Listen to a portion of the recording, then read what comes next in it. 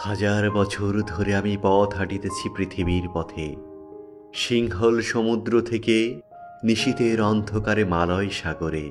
অনেক ঘুরেছি আমি বিম্বিসার অশোকের ধূসর জগতে। সেখানে ছিলাম আমি আরো দূর অন্ধকারে বিদর্ভ নগরে। আমি ক্লান্ত প্রাণ এক, চারিদিকে জীবনের সমুদ্র সফেন। আমারই দুদণ্ড শান্তি দিয়েছিল নাটুরের বনলতা সেন।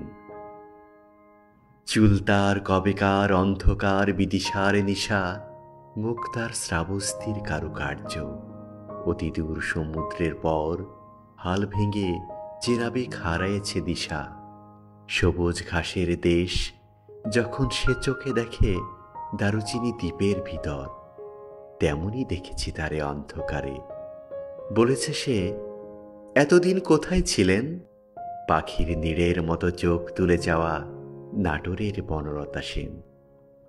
সমস্ত দিনের শেষে শিশিরের শব্দের মতন সন্ধ্যা আসে। ডানার রৌদ্রের গন্ধ মুছে ফেলে চিল। পৃথিবীর সব রং নিভে গেলে পাণ্ডুলিপি করে আয়োজন।